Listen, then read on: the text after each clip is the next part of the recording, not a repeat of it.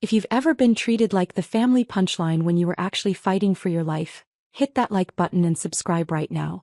You're not going to want to miss what happened next. My name is Jordan Blake, and for 5 years my family told everyone I was faking a congenital heart defect for attention. What they didn't know was that while they were mocking my imaginary illness, I'd built a $156 million medical technology company that manufactured the exact cardiac monitoring devices keeping me alive. And the cardiac surgeon they humiliated me in front of? He was my business partner, my best man, and he'd been documenting their abuse since the day he saved my life. But let me start from the beginning. I was born with a rare congenital heart defect, anomalous coronary artery from the pulmonary artery or ALCAPA. Most babies born with it die in infancy. I survived because my body developed collateral circulation, creating alternative pathways for blood flow. But it left my heart weak, my exercise tolerance limited, and my future uncertain. Growing up, I was the kid who couldn't keep up in gym class, who sat out during family hiking trips, who needed rest breaks when everyone else was fine. My parents, both athletes, both obsessed with fitness and achievement, were perpetually disappointed. "Push through it, Jordan," Dad would say. "Pain is weakness leaving the body." Mom was worse. "You're letting your condition define you." Other kids with worse problems still play sports. My younger brother Kyle was their golden child. Star football player, track champion, full ride to USC. Everything I wasn't. I made it through college by carefully managing my energy, avoiding stress, and seeing cardiologists regularly. I graduated from Stanford with a degree in biomedical engineering, got a good job at a medical device company in San Francisco, and thought I'd finally proven I could succeed despite my limitations. Then at 27 my collateral circulation failed. I was in a business meeting when my heart basically short-circuited. Severe chest pain, couldn't breathe, collapsed. My colleagues called 911. I woke up in UCSF Medical Center with Dr. Marcus Chin, chief of cardiac surgery, explaining that I'd had a critical ischemic event and needed emergency coronary artery bypass surgery. "Your heart's been compensating for 27 years, Dr. Chin explained. But the collateral pathways have degraded. Without surgery you'll have another event within weeks. It will likely be fatal." I had the surgery. 5 bypasses. 18 hours in the OR. Dr. Chin literally rebuilt the blood supply to my heart. I called my parents from the cardiac ICU the day after surgery, still intubated, communicating through writing because I couldn't speak yet. Dad's response when he finally visited 3 days later? "Well, at least now you have a real excuse for being out of shape." Mom added, "The surgery's done. You should be fine now. No more dwelling on your heart." Kyle didn't visit at all. He texted, "Sucks bro, but I've got finals. Catch you when you're better." That should have been my warning. The surgery was successful, but recovery was brutal. I needed cardiac rehab, intensive monitoring, medication adjustments, lifestyle modifications. I had to quit my job. The stress levels were literally life-threatening for someone with my cardiac history. I moved back to Sacramento to recover near family. Catastrophic mistake. Within a month, the narrative shifted from "Jordan had necessary surgery" to "Jordan is milking his surgery for attention." I had to wear a cardiac event monitor, a device that continuously tracked my heart rhythm and would alert emergency services if I had another event. It was visible under my shirt, wires leading to electrode patches on my chest. Kyle started calling it my victim badge. At family dinners he'd point at the monitor bulge under my shirt and laugh. "Still wearing that thing? Dude, the surgery was 6 months ago. Move on." Dad began questioning whether I really needed the monitor. "The doctor said you're recovered. Why are you still acting disabled?" "I'm not acting disabled. I have a legitimate cardiac condition that requires monitoring," I explained for the 100th time. "You're 28 years old," Mom said. "Your brother runs marathons. You can barely walk upstairs without complaining. Maybe if you exercised more." Exercise could trigger another cardiac event. My cardiologist specifically. "Your cardiologist is probably just covering himself legally," Dad interrupted. "Doctors always exaggerate risks." They started refusing to accommodate my medical needs. When I asked if we could avoid the Brazilian steakhouse for dinner, the high-fat, high-sodium menu was dangerous for cardiac patients. Dad said I was controlling the family with fake restrictions. When I had to cancel on Kyle's birthday party because I'd had an arrhythmia episode and needed to stay near medical facilities, Mom told extended family I'd bailed because I'm jealous of Kyle's success. The worst part was how they treated my cardiac events. I had 3 significant arrhythmia episodes in the first year post-surgery. Each time my monitor alerted emergency services. Each time I ended up in the ER for monitoring and medication adjustments. Each time my family acted like I was staging medical emergencies for attention. After the third event, which happened at a family barbecue when Dad insisted I help move heavy furniture despite my protests, Mom actually said to me in the ear, "If you were really having heart problems, you'd be in worse shape. You're conscious and talking. This is anxiety, not cardiac." The ER cardiologist overheard. "Ma'am, your son's monitor recorded ventricular tachycardia lasting 43 seconds. That's a life-threatening arrhythmia. He's lucky he's conscious." Mom just rolled her eyes. That was 3 years ago. That's when I stopped telling them anything real about my life. What my family didn't know was that those ER visits and cardiac events taught me something crucial. Existing cardiac monitoring technology was inadequate. The monitor I wore was clunky, uncomfortable, obvious, and had a 15-second delay in emergency alerts. 15 seconds might not sound like much, but in ventricular tachycardia, 15 seconds can mean brain damage or death. I could design something better. During my recovery periods, the hours when I felt well enough to focus, I worked. I used my biomedical engineering background and my intimate knowledge as a cardiac patient to design a next-generation cardiac monitor. Smaller, more accurate, faster alert times, integrated with both emergency services and personal smartphones. I called it CardioGuard. I built a prototype using my savings and a small business loan. I tested it on myself. I was already being monitored constantly anyway. The device caught arrhythmias 3 seconds faster than traditional monitors. 3 seconds that could save lives. I reached out to Dr. Chin, the surgeon who'd saved my life. He was immediately interested. "Jordan, this is revolutionary," he said, examining my prototype. "The delay time in current monitors is one of the biggest challenges in cardiac event prevention. If you can reliably cut that to 3 seconds, you'll change cardiac care." Dr. Chin became my mentor, my medical advisor, and eventually my business partner. He helped me navigate FDA approval processes, connected me with investors interested in cardiac technology, and introduced me to other cardiac patients willing to test CardioGuard. He also started documenting something else: my family's medical abuse. "Jordan, the stress they're putting you under is dangerous," Dr. Chin said during one of my follow-up appointments, 6 months into development. "Psychological stress is a major trigger for cardiac events in post-surgical patients. I've reviewed your event monitor data. All 3 of your significant arrhythmias occurred during or immediately after family interactions." He showed me the data. My heart rate would spike during family dinners. My rhythm would destabilize when my parents called. The barbecue incident where Dad made me move furniture? My monitor had recorded dangerous heart rhythms for 2 hours afterward. "This isn't just family conflict," Dr. Chin continued. "This is medical neglect. They're creating conditions that trigger life-threatening events, then mocking you for having those events. In California, that's elder abuse law territory. You're a dependent adult due to your disability." "They're my family," I protested weakly. "Family doesn't endanger your life and call it motivation," Dr. Chin said flatly. "I'm documenting everything. If they ever push this too far, you'll have evidence." Meanwhile, CardioGuard was succeeding beyond my projections. Clinical trials showed 47% reduction in cardiac event fatalities among users, almost entirely due to faster emergency response times. We received FDA approval within 18 months. Within 2 years, we had contracts with 12 major hospital systems.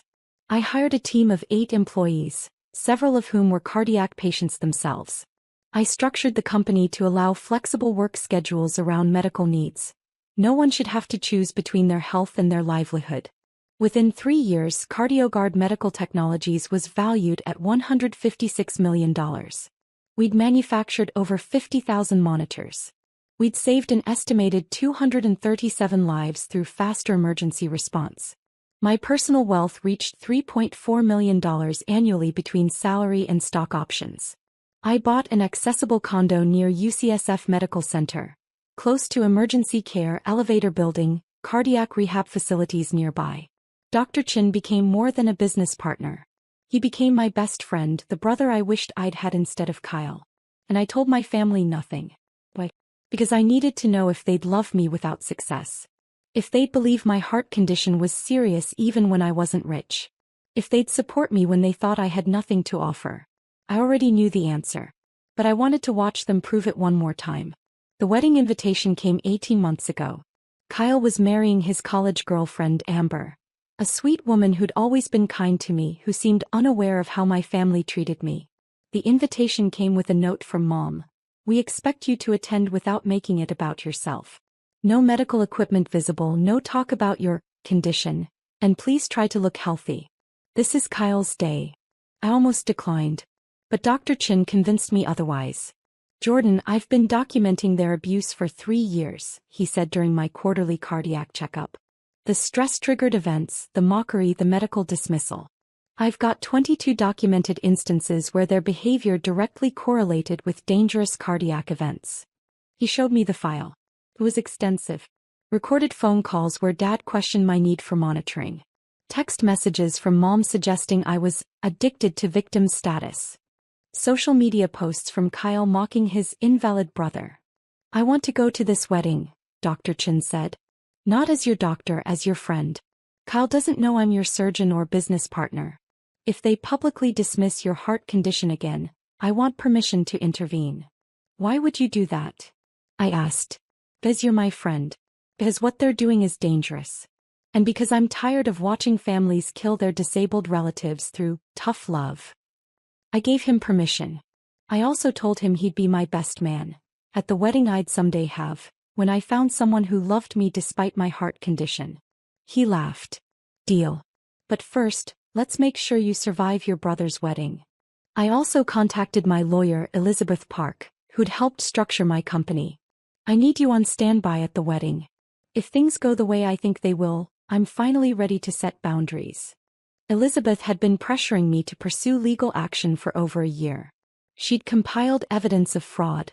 My parents had opened credit cards in my name during my recovery period, racking up $63,000 in debt.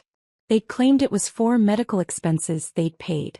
They hadn't paid a single medical bill for me. I'll be ready, Elizabeth said. One call and I'll bring the documentation and the authorities.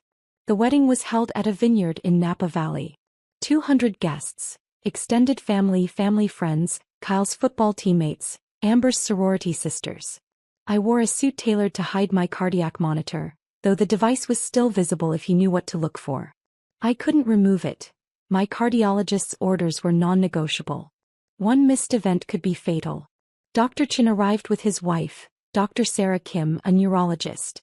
Kyle had met Dr. Chin once at a Stanford alumni event and invited him, having no idea he was my surgeon. Kyle thought he was just networking with a prominent cardiac surgeon. Elizabeth was in a hotel 3 miles away with a police detective, Officer Rodriguez, who specialized in elder abuse and financial crimes. She'd been building a case based on my documentation. Your family has committed multiple felonies, Elizabeth had explained.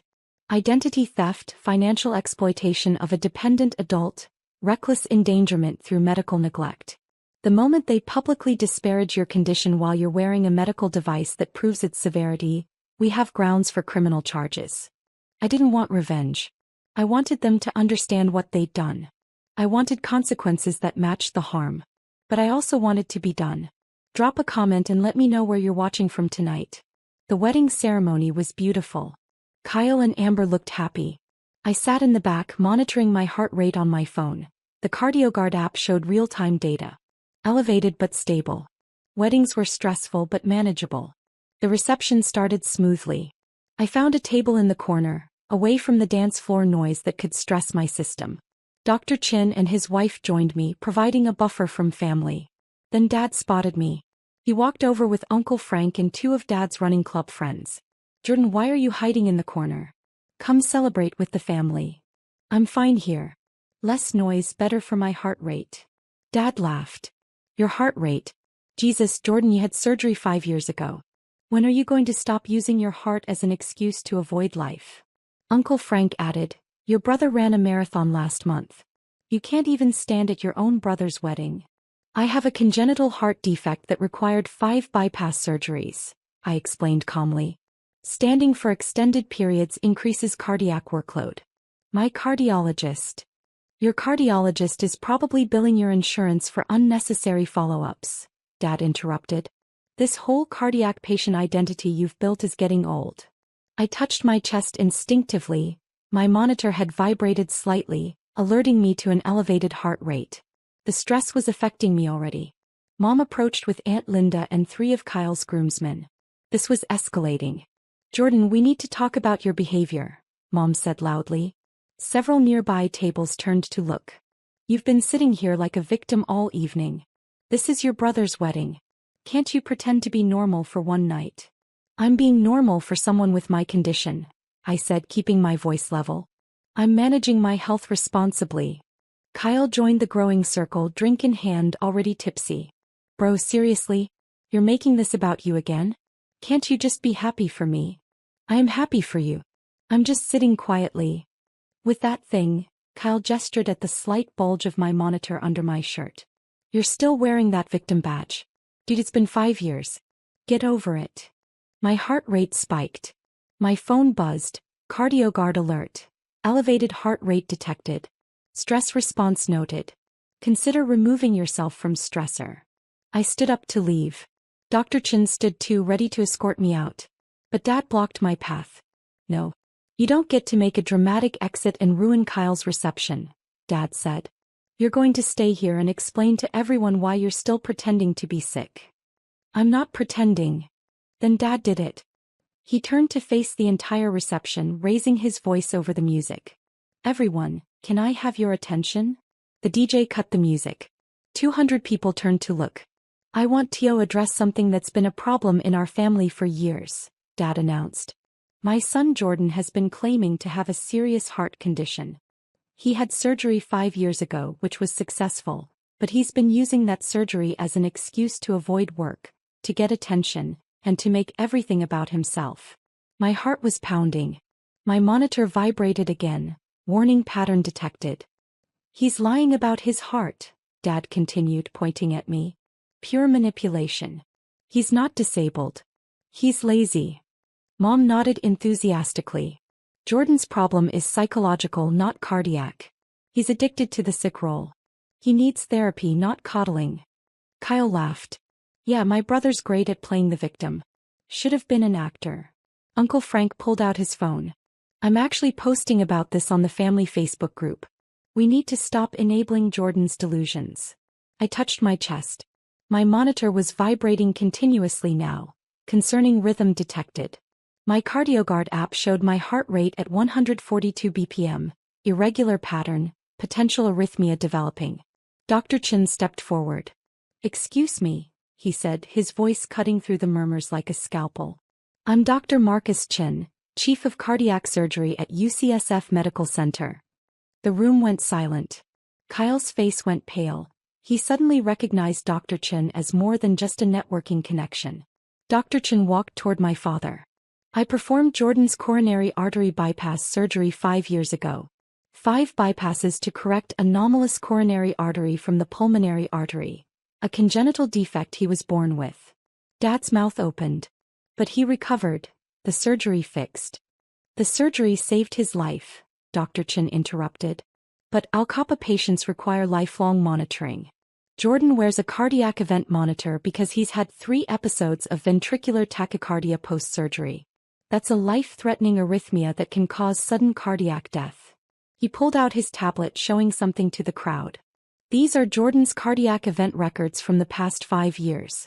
Would you like me to read them aloud? That's private medical information, Mom stammered. Jordan gave me explicit consent to disclose this information in situations where his medical condition is being publicly dismissed, Dr. Chen said coldly. He looked at me. Jordan. I nodded, one hand still pressed to my chest. My heart was racing. Dr. Chen pulled up a document. Jordan Blake had his first post-surgical cardiac event on June 15, 2020.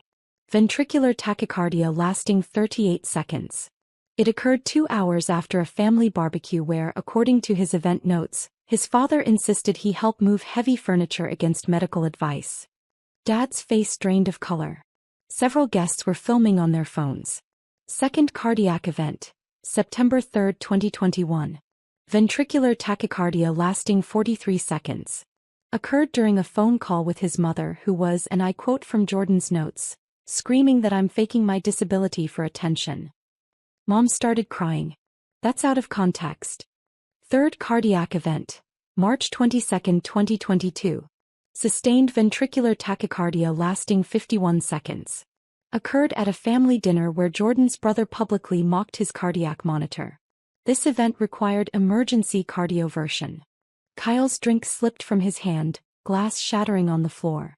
I've documented 22 instances where your family's psychological abuse directly triggered stress responses that elevated Jordan's cardiac risk, Dr. Chin continued. In cardiac patients with Jordan's history, psychological stress is as dangerous as physical exertion. Your behavior has triggered 3 potentially fatal events. Your abuse worsened his condition by approximately 60%. He turned to face the entire reception. Anomalous coronary artery from the pulmonary artery has a 5-year post-surgical survival rate of 83%. Jordan is lucky to be alive. He requires continuous monitoring because sudden cardiac death is a real, documented risk. Amber, Kyle's bride, looked horrified. Kyle, you told me Jordan was exaggerating. I thought, Dad said, Kyle stammered. Dr. Chin pulled up another screen. But here's what you really need to know. While you've been calling Jordan lazy and manipulative, he's been building something extraordinary. He turned the tablet to show the screen. CardioGuard Medical Technologies website, featuring my face and title, Jordan Blake, founder and CEO. Hit that subscribe button if you've ever had to prove your invisible disability was real, because what happened next shocked everyone. The cardiac monitor Jordan wears? He designed it, Dr. Chin continued. CardioGuard monitors are now used in over 300 hospitals nationwide. They've saved 237 lives through faster cardiac event detection. He pulled up another screen.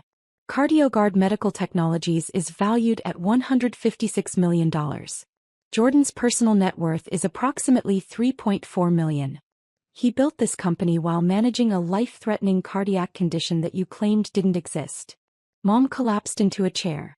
Dad's face went from pale to gray. But wait, Dr. Chin said, his voice hardening. There's more. Jordan didn't just build a company while you mocked him. He also paid off your credit card debt. He looked at my parents. Remember the $63,000 in credit cards you opened in Jordan's name during his recovery, claiming it was for his medical expenses? Dad's hands started shaking. Jordan discovered the fraud 2 years ago. Did he report you? No. He paid off the debt himself to protect his credit score because he needed good credit to secure business loans.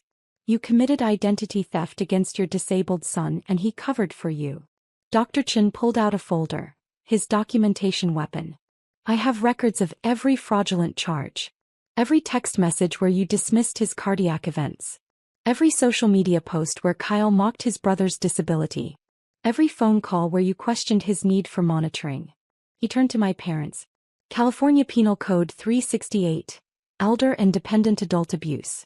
Jordan qualifies as a dependent adult due to his cardiac disability. You've committed financial exploitation, physical abuse through medical neglect, and psychological abuse. These are felonies. Uncle Frank tried to slip away. Dr. Chin called after him. Frank Blake, you've posted on social media 37 times about Jordan faking disability. That's defamation and disability discrimination. California law allows civil action. My phone buzzed insistently. CardioGuard alert. Arrhythmia detected. Emergency services notified. Remain calm. Dr. Chin saw my screen.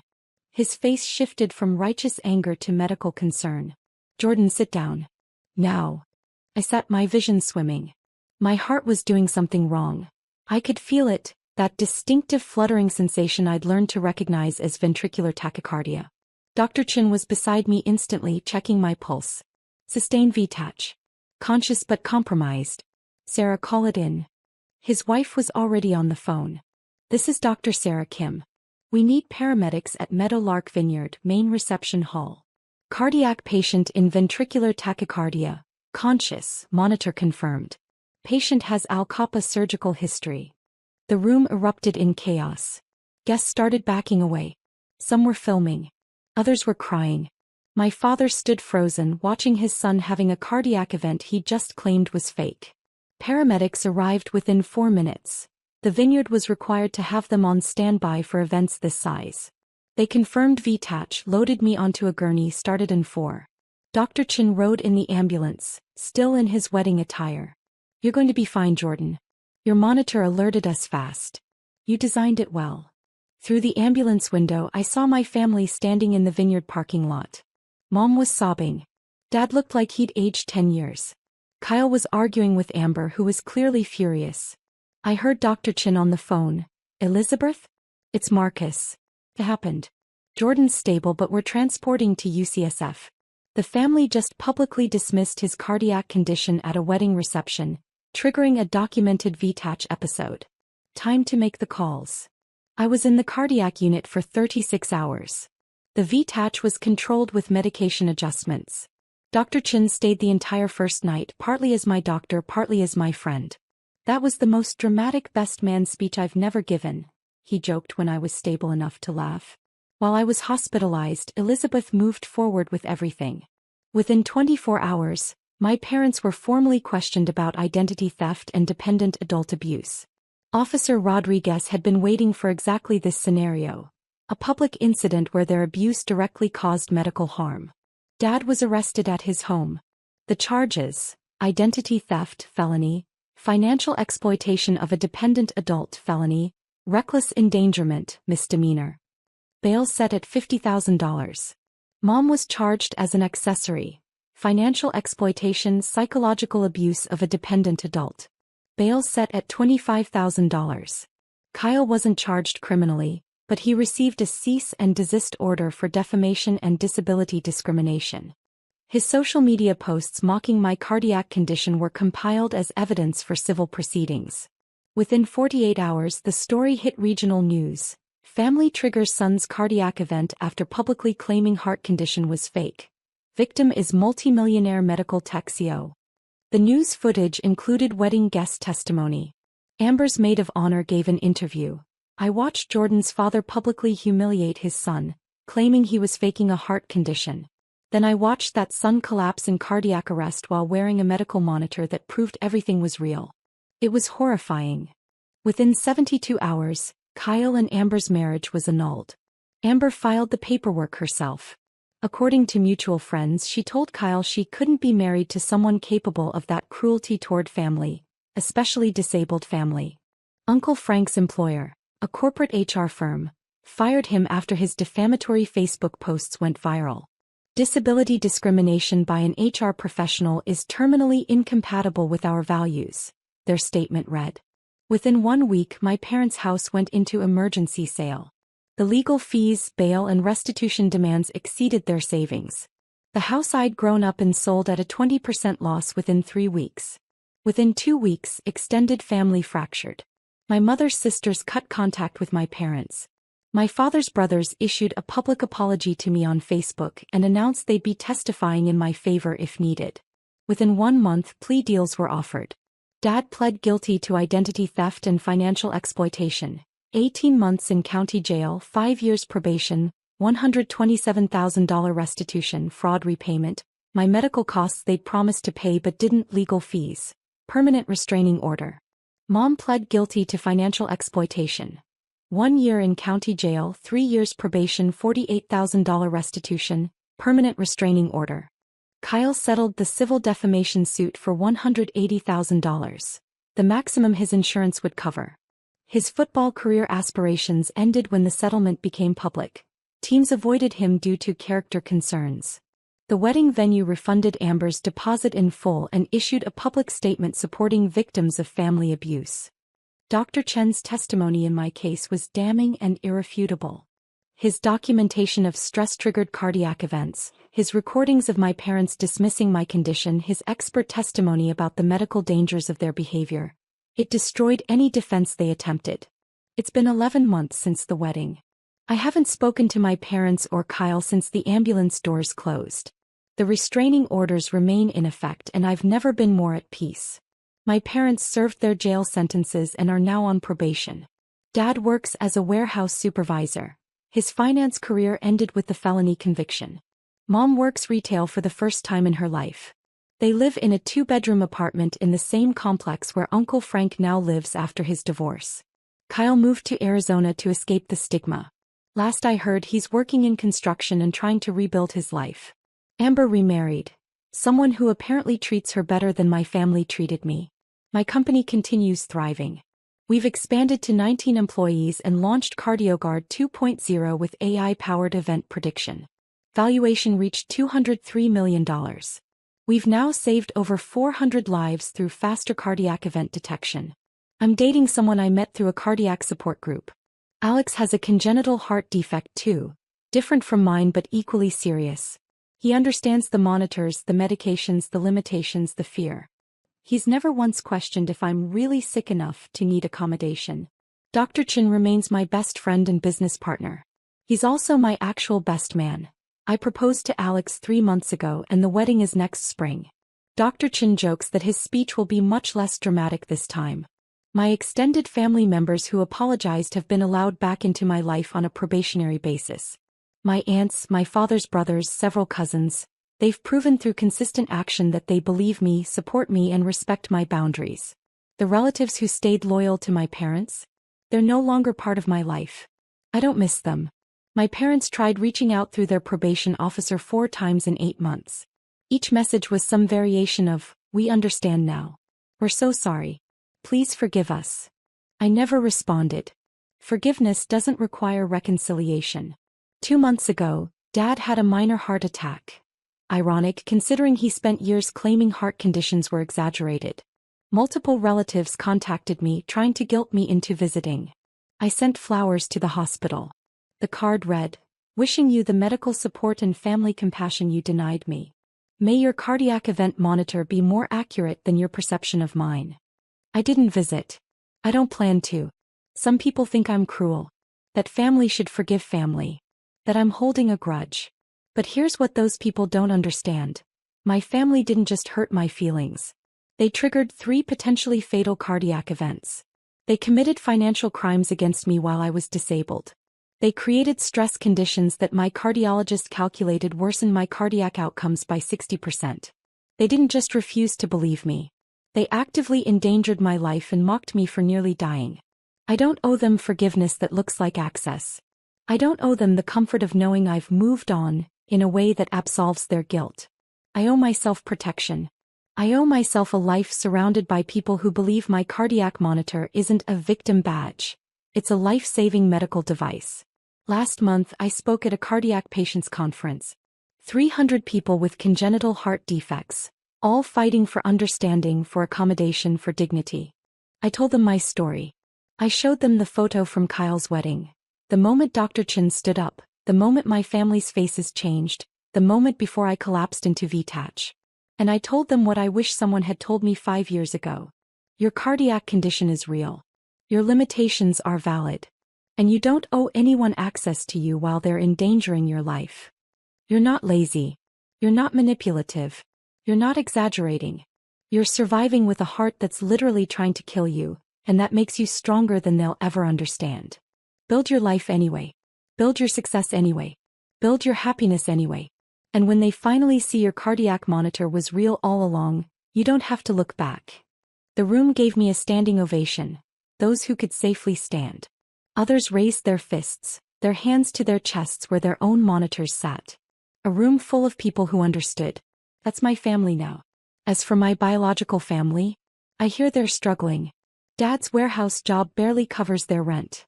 Mom's retail wages aren't enough. Kyle's construction work is inconsistent. They lost everything. Their reputation, their financial stability, their son and brother. Because they chose denial over acceptance, pride over empathy, mockery over medical reality. Sometimes I wonder if they finally understand that my cardiac monitor wasn't a prop. If Dad realizes the irony of having his own heart attack. If Kyle grasps that his brother's victim badge was actually keeping him alive. But mostly I don't think about them at all. I'm too busy living the life they said my heart was too weak to build. My company will generate $31 million in revenue this year. We'll save hundreds more lives through cardiac monitoring technology. We'll employ people with disabilities who bring expertise no able-bodied engineer could match. And I'll do it all while managing a congenital heart defect my family claimed was imaginary. That's not revenge. That's survival. That's proof that they were wrong about everything. I'm not a faker. I'm not a victim. I'm not manipulative. I'm a CEO, a cardiac patient, a fiancé, a friend. I'm a person with Al Kappa who built something extraordinary despite everyone saying my heart wasn't strong enough. And if my family ever sees this story, I hope they finally understand. You didn't break my heart. You tested it.